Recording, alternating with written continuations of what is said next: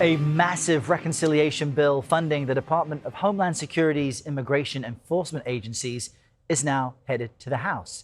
The Senate approved the $70 billion package early this morning, following a marathon vote series that began late yesterday.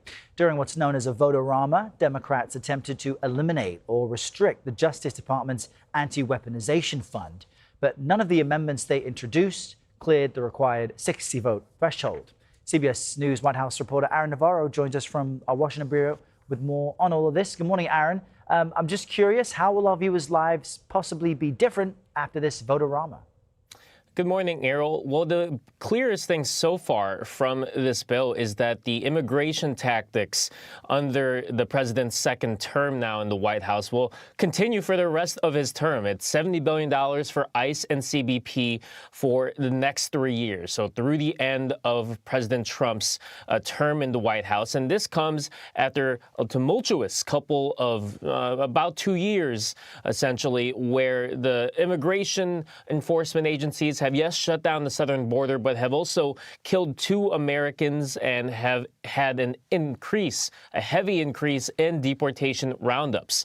The reconciliation bill that was part of this vote-a-rama last night on Capitol Hill also did not codify any guardrails on the president's anti-weaponization fund. That's that $1.8 billion fund that the president argues can be used to compensate those who feel they were wrongly prosecuted under the Biden administration. You saw many Republicans on Capitol Hill push back on that, but they did not have the votes in terms of amendments to put any, guardrails or limits or restrictions on that in stone. The issue of affordability, as we keep hearing, is important to Americans. I guess President Trump spoke about this yesterday, and I just want to play that quickly for our viewers. We're really lowering costs. What we had is a bunch of con artists, the Democrats, and what they did is they left. They gave the highest prices that we've ever had for all products, groceries, everything, and they started saying affordability. They'd say this is about affordability. It's a con job. I inherited their high prices. We brought those prices way down. So President Trump saying it's a con job. He's attacking the opposing party. Tell us more about the White House's messaging on the economy.